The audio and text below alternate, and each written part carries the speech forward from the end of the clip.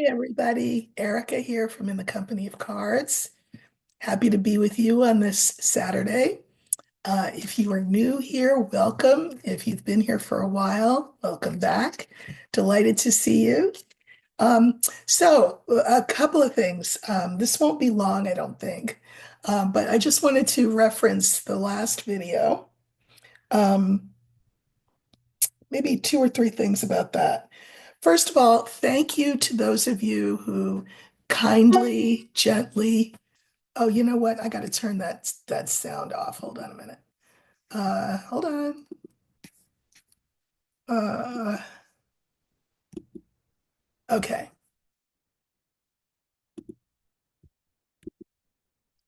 I'm back. Sorry. Sorry. You know what?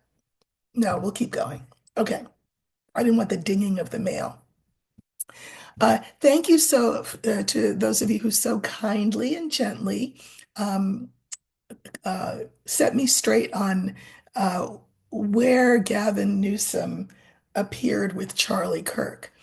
Um, I said that it was on Charlie Kirk's podcast. It was, in fact, on Gavin Newsom's new podcast, his first episode. And I'm going to just say, I don't know that it necessarily makes things any better for him, for Newsom. The fact that it was his inaugural podcast and he chose as his first guest somebody like Charlie Kirk. But anyway, thank you for setting that record straight. Another one is about the whole Latina, Latinx controversy. I had a couple of people say something which I think, I mean, I get it and it makes sense. You know, um, Spanish is a romance language, right? And one of the things that romance languages do, if you've ever studied, Spanish, French, Portuguese, they Italian, they there is every noun, right, is either feminine or masculine. It's got nothing to do with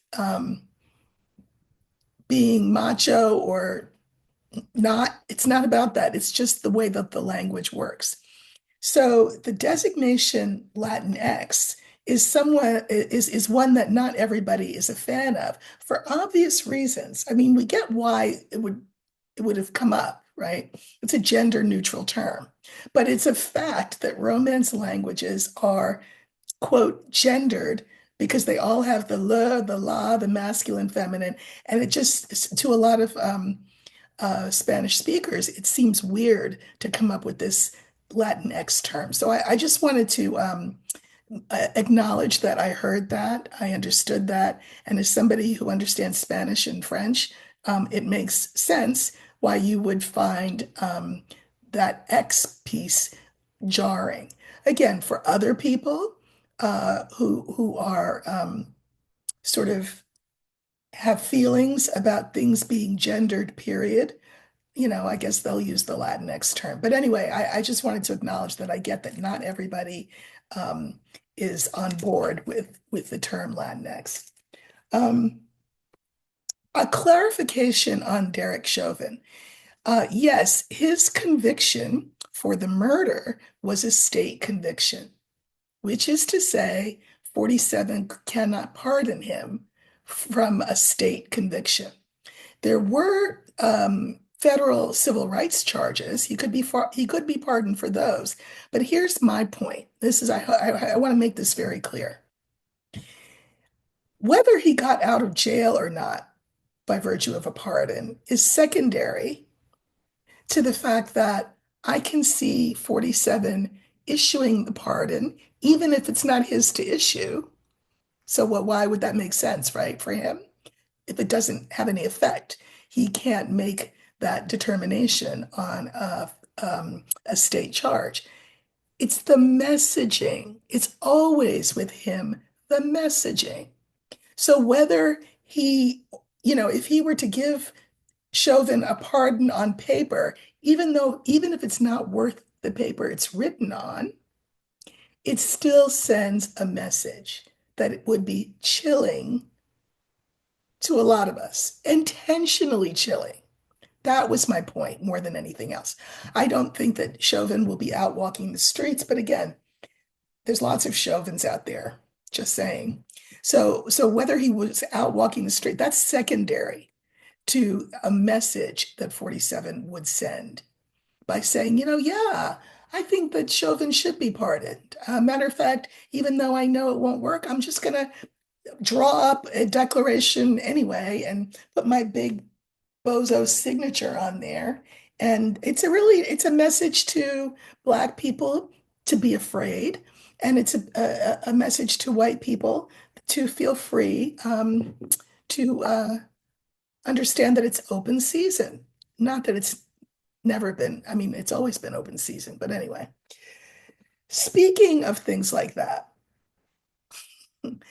um, 47 has signed into law a thing where, well, okay, so there were two things. One was an order, and the other was a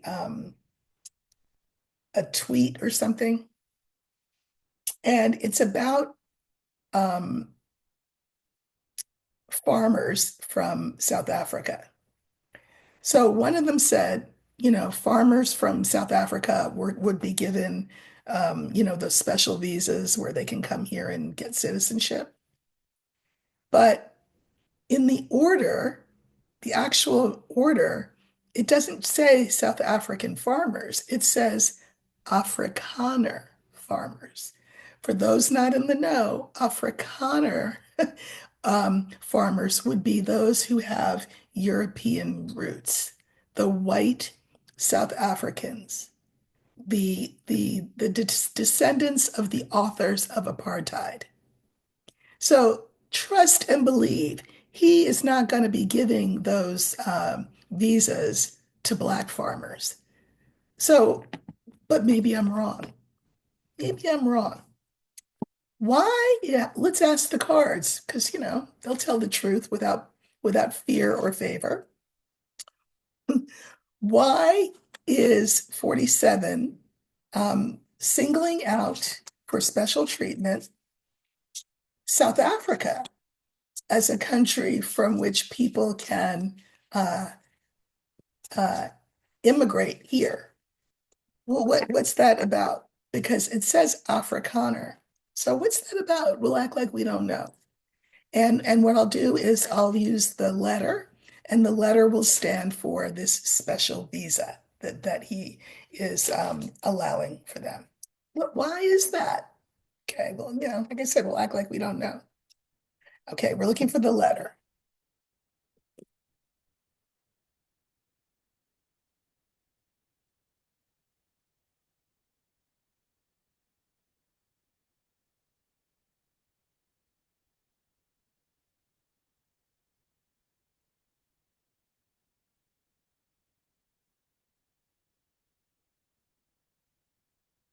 Okay. So this will stand for the special visa for South Africans wanting to emigrate from South Africa here.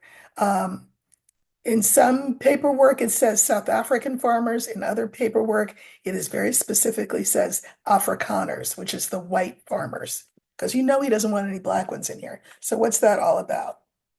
Okay. Hmm. Okay, I'm going to pull clarifiers and then I will.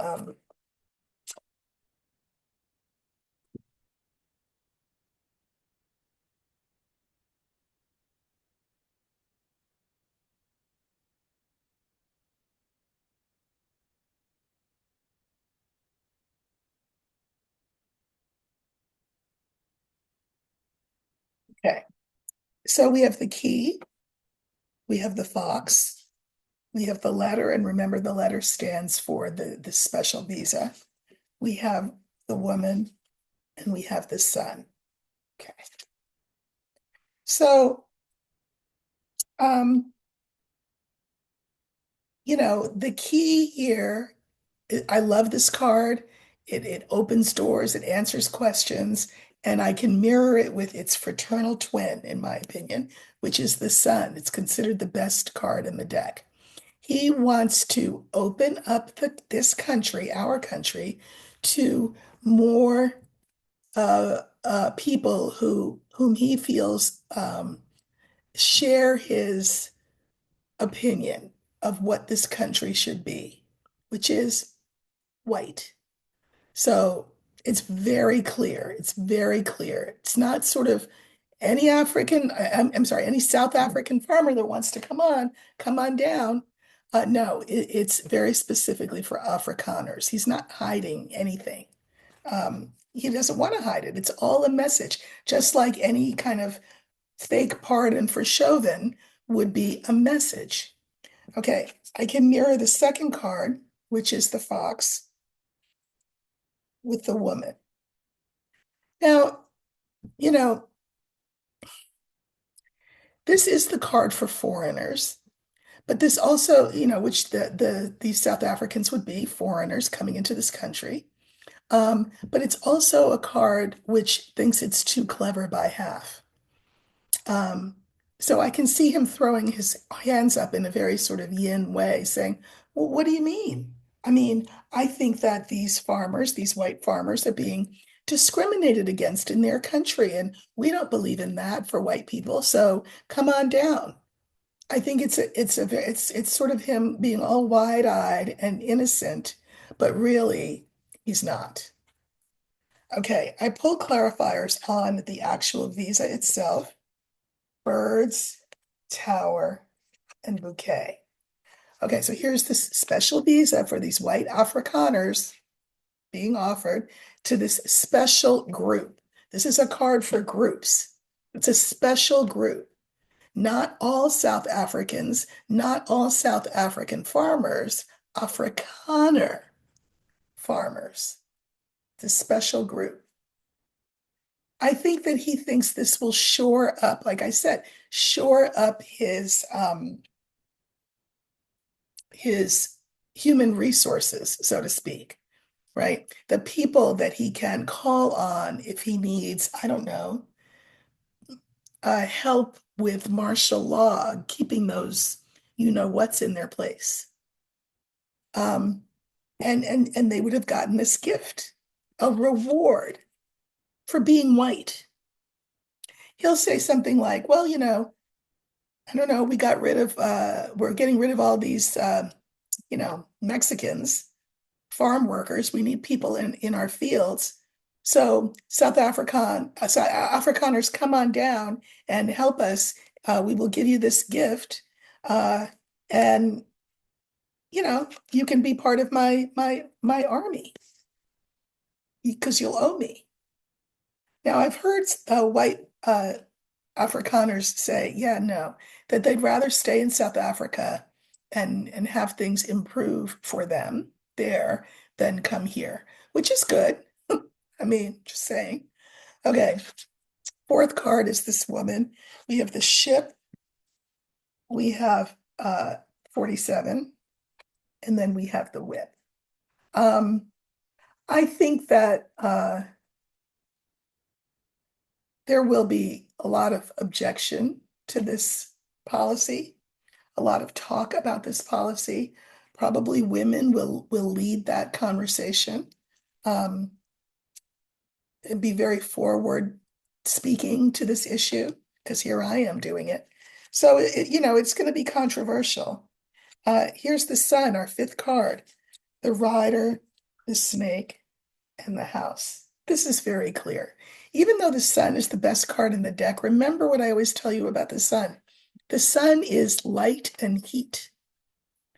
So it will be very clear to everyone.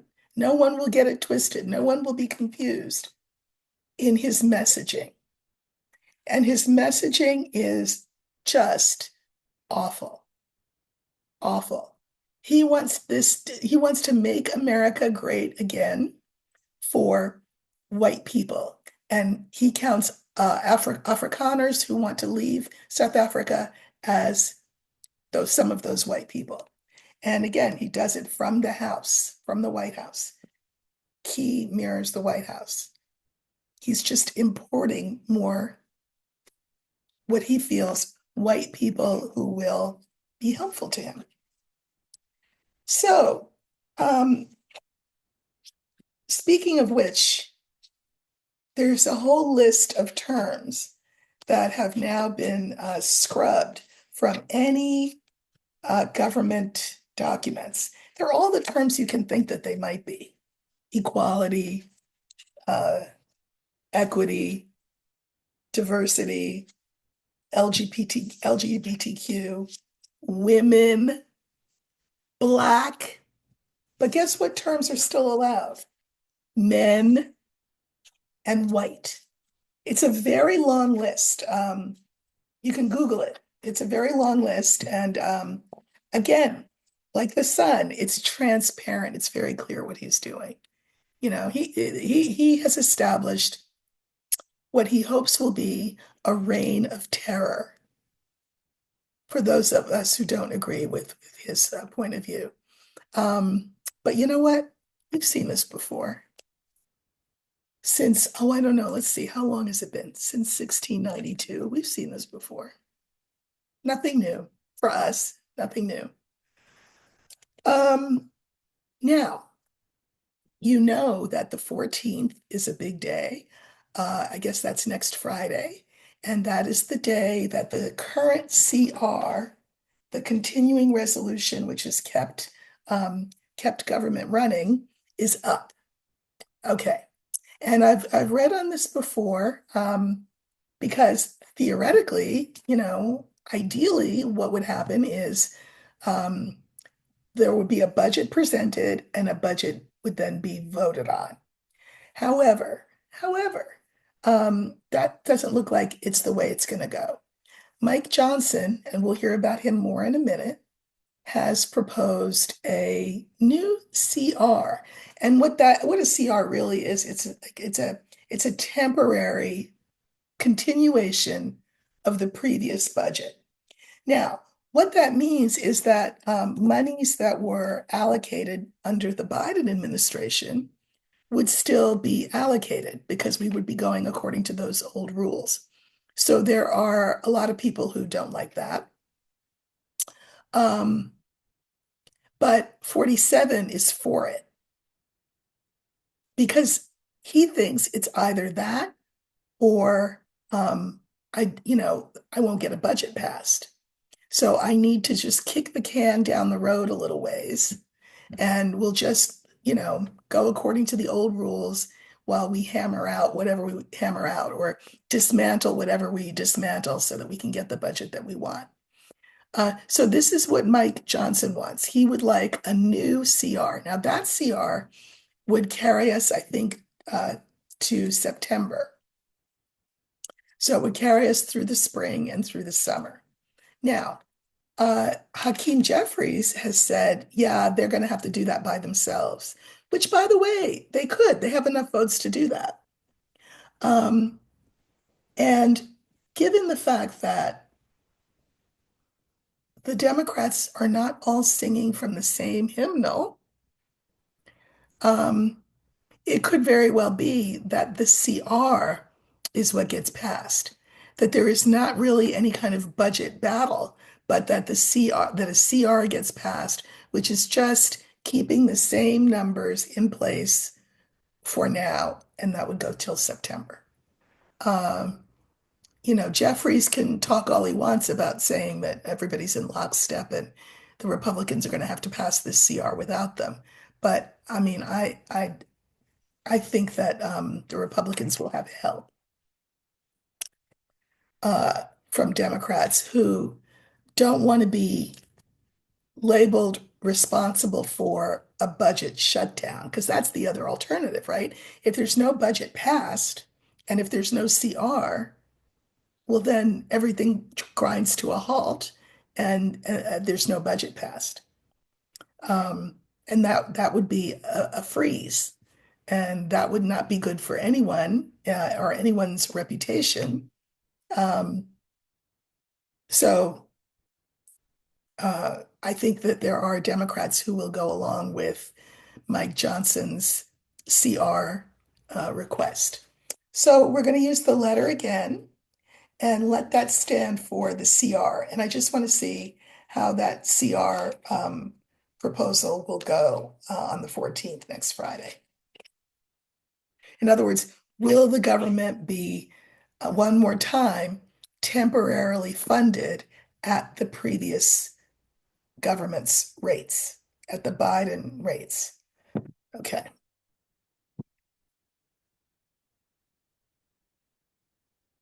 So again, we're using the letter and that will stand for um, the CR.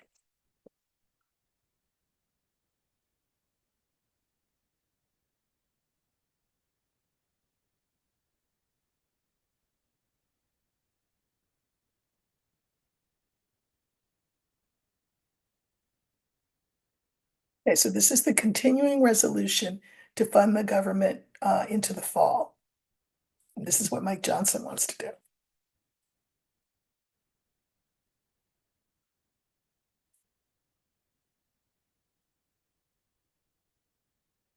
So we have the tree and the whip, continuing resolution, the child, and the bouquet. So short version, I mean, we all we need is a short version.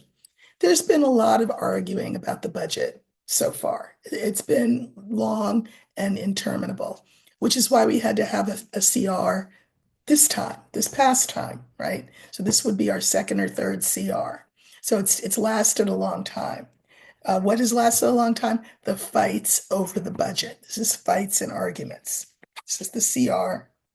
So I think that one more time, they will do a new CR, uh, and that everybody in the government, anyway, I'm going to say Democrats and Republicans will see this as a win, because they all want to kick the can down the road. Nobody wants to be blamed for a shutdown. So I do think that there will be, and I do think that there will be Democrats who vote for it as well, which will make it that much easier, because it'll pass with a bigger margin than just by, a hair. Okay, so there will not be a government shutdown. The continuing resolution will one more time be approved, and that will carry us to September. So in September, we'll have to look at this all over again. I saved the juiciest for last. I think last week or 2 weeks ago, I did a video and I talked about it as being the black hats versus the red hats. All of the hats, MAGA hats. Um, and that the black hats, of course, are the tech bros, the oligarchs, all of that. That's the black hats. And Musk, of course, is the leader of that pack. And then the other hat is would be the red hats. Those are sort of the original MAGA types. Um, those are those people who are led by uh, Steve Bannon. And what I said at the time was that, we know that 47, above all, values two things. One is he values people's high opinion of him. Yeah, his ego is very fragile, but it's also enormous. So there's that. And then he values money. And so when we think about, well, which direction would, whose side would 47 take? The original red hats or the black hats? I said at the time, and I was surprised by what I saw. The cards told me that in the end, he would choose the red hats. And, that was against my own um, opinion. I thought, well, if he values money, but in fact, when I thought about it, and I looked at the cards around it, it made me, again, I know this is a tired example, but it's a good example. I think about the French Revolution, right? Louis and Marie had lots of aristocratic friends. Think of them as the tech bros, the moneyed class. But the moneyed class were not the people who could keep Louis and Marie in power because there were more of the sans-culottes, the peasants, right? And those are the ones who stormed the Bastille and did the guillotine and all that. And I think that 47, doesn't understand maybe um, the the the minutia of all of that. But I do think that he doesn't want to end up like Louis and Marie. He doesn't want to end up like Mussolini and Mussolini's girlfriend hanged upside down in public. And it would not be the tech bros who did that to him. It would be the people who did that to him. So what I saw in my reading was that if the battle is a battle between red hats and black hats, I saw the red hats winning. Well, fast forward a couple of weeks, here we are, and there is now a bit of a battle royal between certainly Musk and members of the administration, right? You've all heard about the little fight that he had with Marco Rubio, and I talked about that last time. But apparently there have also been words exchanged, bad blood between Musk and Mike Johnson. And so I just want to look at Musk. I mean, we know that his whatever that thing is, satellite, whatever it is, plane, whatever it is, blew up um, in an unexpected way over a inhabited space. So he's having a bad week. We know that 47 said to him, listen, the firings have to be done by the secretaries of the departments. Um, you know, you can recommend if you want, but you don't get to do the firing. So clearly, Trump has seen the writing on the wall. Musk is um, greatly disliked, we'll say. Uh, Trump has managed to make Musk look like the fall guy for all of the cuts that are happening. Um, Trump is very invested in eyes not turning towards him in regard to all these firings and things, right? So he's been able to blame Musk for that. But the wolf is at the door. And the red hats are moving in. And I'm going to call Mike Johnson a red hat because he's not a tech bro. So I think what I'd like to do is look at Elon and see where his fortunes are because the tide is turning against him from all directions, not just people setting fire to Tesla plants around the world, but now from inside the Congress, um, they're not happy with him because he's making them look bad and also impotent, right? Because he's the one doing all these illegal firings. And um, Mike Johnson even said, all these firings and stuff, he said, that will be, here's his word, that will be corrected. Corrected, right? The Republicans do not want the blame for all these people losing their jobs. So let's see how Musk is doing, shall we? Okay. So I always use the younger man for him. Do not come for me. I understand he's a man in his 50s. But as I always say, he has very impetuous, um, thoughtless, young energy. He's not a disciplined person. So I'm going to use the young man for him just because that's the card that I choose. Okay. So how are his fortunes? I don't, and well, I have my own theory, but we'll see. My theory is that he will leave. He won't be there forever. And that it won't be because he's bored. It'll be because he got ridden out on a rail. Now, of course, he will try to spin it differently. I have other interests. I have other concerns that I need to give my time and attention to, but I actually think he will be ridden out on a rail. But we'll see. Okay, so we're looking for the young man, and that will stand for Musk.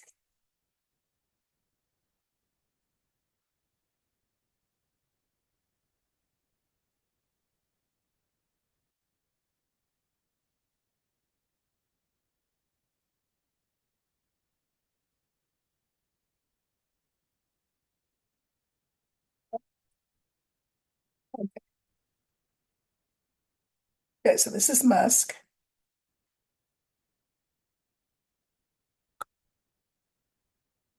Yeah, I'm going to draw a couple of clarifiers.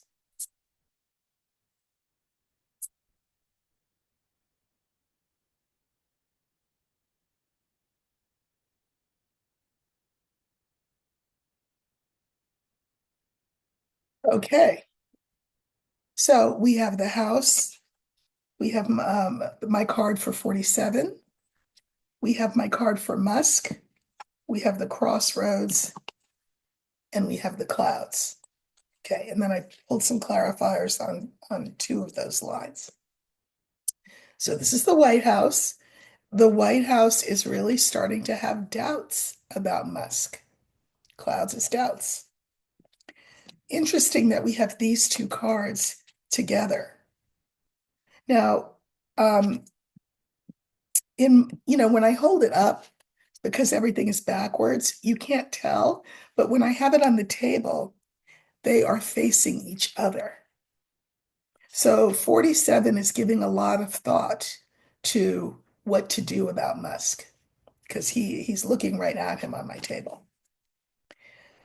I think there will be a parting of the ways, crossroads. One goes this way, one goes the other way, because he's causing too much discombobulation. So then I looked at the crossroads card. Oh, you know what? I'll pull, never mind. I'll pull cards on Musk as well. So we'll look at those first. Yeah. So here's Musk. Remember what I said before I even pulled cards? He will spin it as though he's leaving the administration for greener pastures, positive change. I've got things to do, people to meet. I've got to focus on all my space stuff. So that's how he'll spin it when he leaves. Then I pulled a card on the crossroads. This is their parting of ways, their difference of opinion. They being 47 and Musk.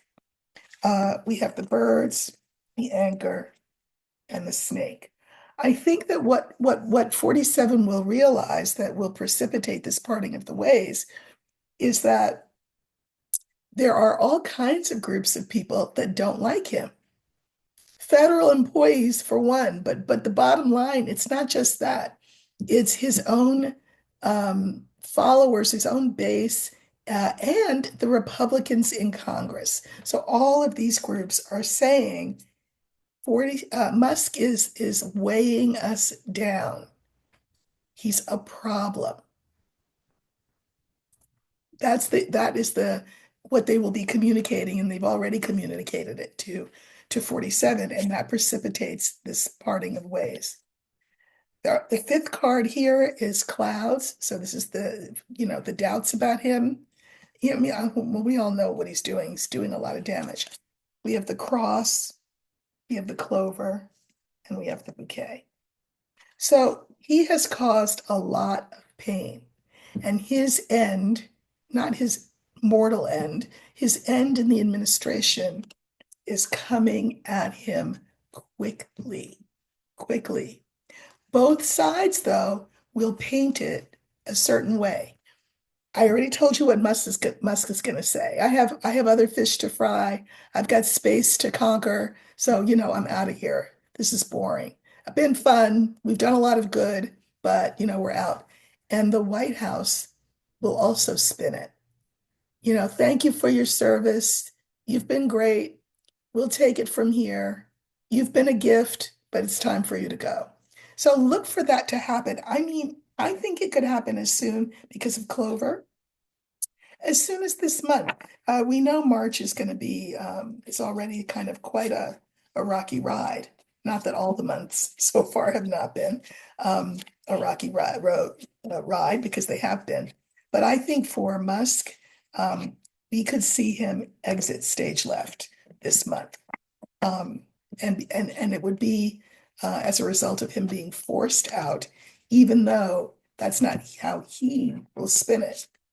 And it probably is not how the government will spin it.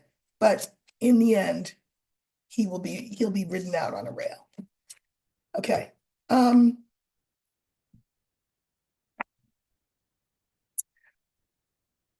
I wanted to say a word about Social Security because, it looks like that's next up on the chopping block.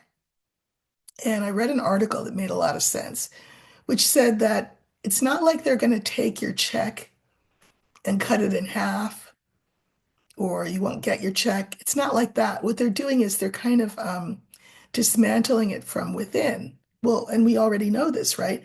To have all of these cuts at Social Security means that when you call up because you have a question about your Social Security benefits and nobody answers the phone because everybody's been fired, well, it makes the institution itself look as though it is broken because they broke it. So the thinking is that if you do this long enough, people will say, you know what? Yeah, that system sucks. It's broken anyway, so yeah, get rid of it. That's not going to happen, though. It's not going to happen. People like Social Security. People depend on Social Security. I think that the Republicans are getting quite the earful from their constituents about Social Security. And so I know that 47 doesn't like to talk about Social Security as something that he'll cut. They're going to cut it. They're going to try to cut it from within. But again, because I don't see Musk lasting more than another month or so, let's look at the future of Social Security. I'm trying to think. We'll use the tower because it's an entity. It's like a governmental entity, and so we'll use the tower, and we will look at the um, health and welfare, we'll call it, of Social Security moving forward. Remember too, Musk talks about people who are on Social Security for any number of reasons. He calls us, because I'm old enough, I get Social Security. He calls us the parasite class, parasitic class. I don't think anybody appreciates that. So let's see, let's look at the health and welfare moving forward of the Social Security administration. And we're using the tower.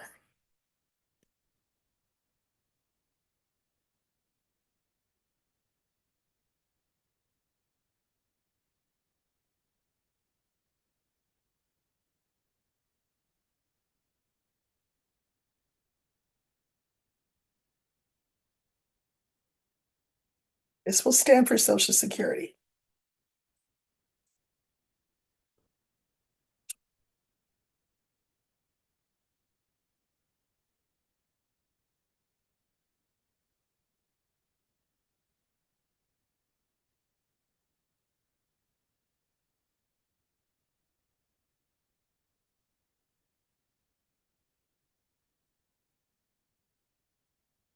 Okay, so we have the lily, we have the anchor, we have the tower, which stands for Social Security, we have the rider, and we have the book.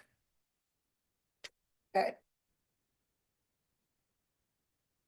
You know, Social Security, the lily is the card for peace, for ease of mind, for maturity, all of that, and people who are of a certain age. And it's not just, by the way, people of a certain age who get Social Security.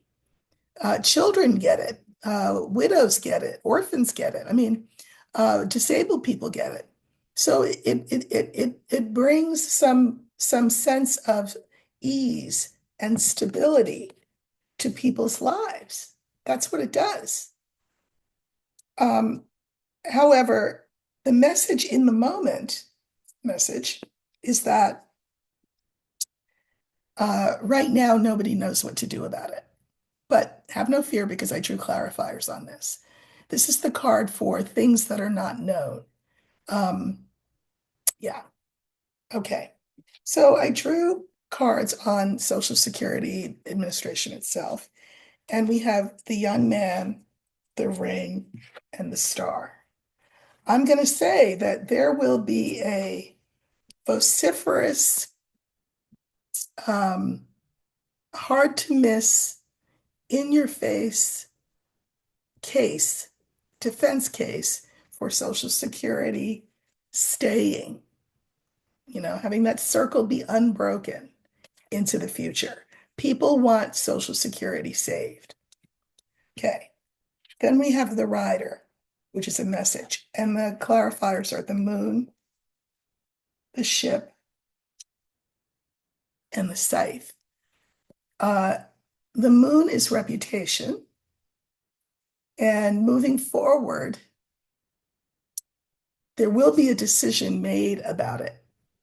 I don't think, though, that we need to worry about the fact that this is a scythe. Just think of it as a decision. I don't think it's about cutting. Yes, people have been cut. They have been. But again, people have been cut and then, asked back. How are they going to get it's like the IRS. How are they going to get the taxes? I mean, how it's stupid to fire people from the IRS, just as it's stupid to fire people from Social Security office. But there will be a decision made. And I think that because the Social Security has a good reputation, I think it will continue. And I think that that's the decision to continue it. Now, I say that because we have this card here, and I'm like, well, what does that mean? I mean, are we going to who know, I mean, this is the card for not knowing. But then I pulled and I get the stork, clover, and the sun. I actually think that having gone through this experience, people will appreciate Social Security all the more. I think it will be made more efficient, and not because of any cuts that Doge is doing. Um, I think there will be some serious thought given to how to keep it alive and not just on life support, how to fund it moving forward in a way that will make it be able to go forward. Because these are really good cards. The Stork is about positive change. People will be happy about these changes. So and I can take the Sun card and mirror it with the Lily. So I think, however bad it begins to look, because things, what do they say? It's darkest before the dawn. Things will start to look bad for Social Security, but I don't think in the long run, they will be bad for Social Security. I think it will continue. Um, and I think that Musk's, any damage he's done to it will be undone. Um, again, think about Mike Johnson saying that these cuts will be corrected. Corrected. Nobody wants to have to go back to their constituency and hear complaints about the fact that they can't access Social Security on the phone, or their check got screwed up, or whatever. Nobody wants to hear that. So I think on both sides of the aisle, there's a lot of investment in making and keeping Social Security solvent and healthy, Musk notwithstanding. One more thing, sorry. So, there is this cutting out, well, destruction really of the Department of Education. And I just want to remind people um, what they do. The education department's primary role has been sending federal money to public schools, and that's supplemental money, right? I mean, if you've lived any place, you know that your tax dollar as a state citizen goes to funding schools. So this money that the federal government sends is supplementary. So that's what they do. They send supplementary money to public schools. They administer college financial aid. So that is now at risk. They manage federal student loans like Pell Grants and things like that. The agency enforces civil rights laws in schools and supports programs for students with disabilities. So, given that that's what they do, I mean, isn't this in line with certain terms that now you can't use, like black, like women, like LGBTQ, that you can't use in government documents, but you can use white and you can use man and men. So what will happen uh, with this? Oh no, that's not what I want to ask. So a lot, in keeping with this destruction of all of the Department of Education, one of the things that happened yesterday is that 47 did eeny, meeny, miny, mo, and picked out an Ivy League school, boop, and it was Columbia, and took from them $400 million in funding. Now, the reason that was given was that Columbia did not do enough, is not doing enough to safeguard Jewish students. Right? A little backstory. First of all, I'm very familiar with Columbia for a bunch of reasons. Um, when I was a little girl, I was terrible in math, and my mother found me a math tutor who happened to be a professor at Columbia. So in 1968, I think I was whatever, 12, I had to go up the stairs of the library. It's a beautiful library, and to go to my tutor's office once a week. But it was 1968, and I had to pass all of the demonstrators, the Vietnam War demonstrators who were on the steps of Columbia. Everybody was really nice. I was just a little kid, but I knew, I felt at the time, God, couldn't I have met this woman like, you know, at a coffee shop or something? Because I feel like I'm doing something I'm not supposed to do, cross a picket line. But anyways, that was my first introduction to Columbia. Um, Beyond that, I was assistant director of admissions at Columbia during the late 1980s. Told you I'm old. So I'm very familiar with that school. And then a decade later, 2 decades later, um, my own daughter graduated from Columbia University. So I'm very familiar with Columbia. And I will say, uh, and I think there's a lot of New Yorkers who would agree with me. Um, of the Ivy League schools, historically speaking, traditionally speaking, Columbia would be the one Ivy where Jewish students would feel welcome and at home.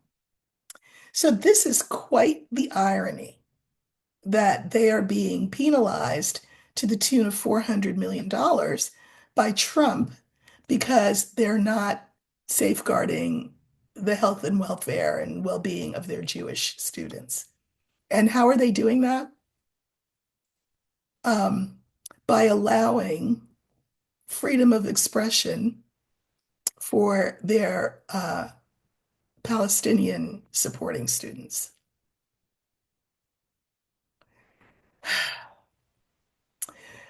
I am too much of a cynic to believe that 47's motive here is pure.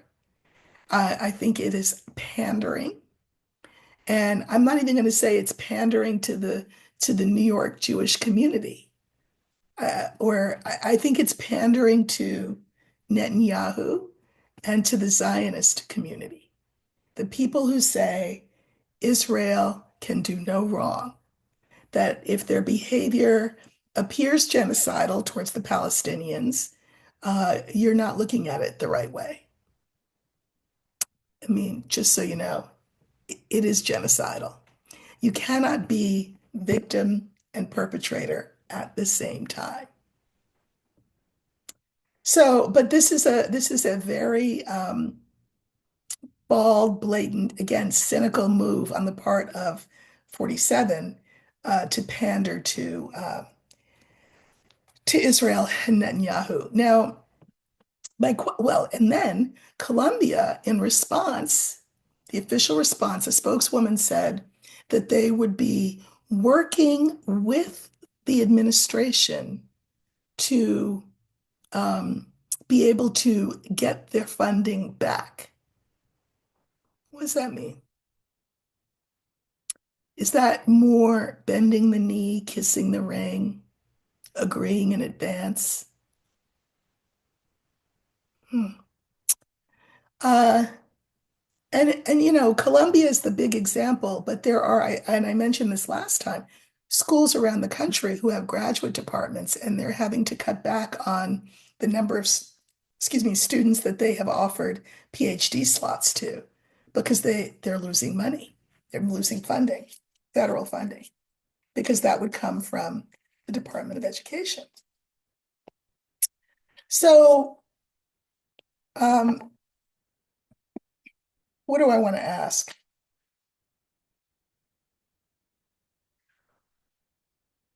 Um, what effect will this essentially gutting of education, um, what did he say the other day? Uh, America will be woke no more. This country will be woke no more. What will happen to education? And I think that I will use the book, and instead of it being what it normally is, which is stuff we don't know, let's have the book stand for education.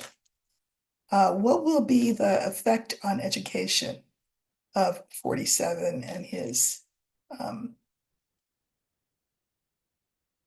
his stance? We know what he wants it to be. He wants to dumb everybody down. We will be woke no more, which I guess means the country will be asleep, which it's been since 1692. I mean, 1619. But anyway, we're looking for the tower, I mean, the book, and that will stand for education. What is the future of education moving forward?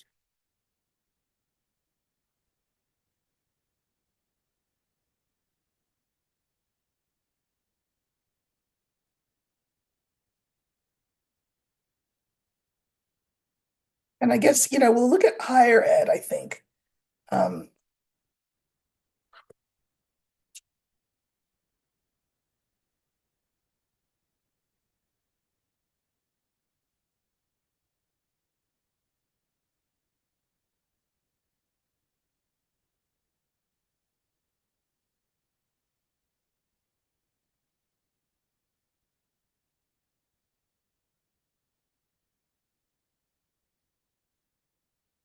yeah, we have the ship, the mountain, here's education, the sun, and the dog. Okay, so ship. This would be education moving us forward towards, you know, a higher evolution, right? But look, it's stymied, it's stuck, it's held up, it's delayed. Um, this is education. You know what? I think it's very clear, this is the sun, that what 47 wants to create is this. Now, why, I love dogs. I've owned dogs. I, I love dogs. But dogs, dog here feels to me very much, for lack of a better word, I'll use another animal, sheep-like. Like, yeah, whatever you say, give me a command and I'll do it. This is what 47 wants. A dumbed down population that takes direction, that heeds commands, sit, stay, come. It does what he wants them to do. That's what he wants. That's what he's trying to do. Okay, here's education. We have the fox, the hart, and the woman. I will say education is especially, K-12, a very woman heavy in terms of who does the educating profession. Um, you don't do it to get rich, although you should get rich, but you don't do it to get rich. You do it for the love of education, for the love of students. Okay, so this is education. By the way, this is also an educated card. This is the card for the expert, the pro, the PhD holder, etc. Um, but it's also the card for deception. So 47 would like to replace one kind of education with another kind, which would be indoctrination. That's what he would like to do. Um, it's very clear that that's what he wants. I don't think it will happen. I think that people will always, it's just the human instinct to want to know stuff, to want to seek out education. Um, and I think too that the legal system will throw some monkey wrenches at him in terms of what he does with education, uh, because we have the snake here. I, he really is going too far, and that will hurt him in the end. Now, here we have this dog card. Clarifiers are the bear, the crossroads, and clover. I do think that, this is the people being sheep, right? And being indoctrinated instead of educated. I think some of that will go on at his hands because this is 47, the narcissist. Um, but I don't think it'll last. I think it'll be short-lived. I think people will see it for what it is. I don't think that this will be 1984 or Animal Farm or anything. We see shades of it coming towards us, but I don't think that it will work. I mean, slaves learned how to read by candlelight with stolen books, right? Black women are the most educated members of our society, despite roadblocks being thrown up at us at every turn. So, he can try um, to replace education with indoctrination. It's not going to work. It might work in the short term. It won't work in the long term. So that's the good news there. All right, listen, I hope you have a wonderful rest of your Saturday. I have a Sunday conversation all geared up to go tomorrow morning. So I hope you enjoy that and enjoy getting to know my guest. And I will see you very soon. Take care.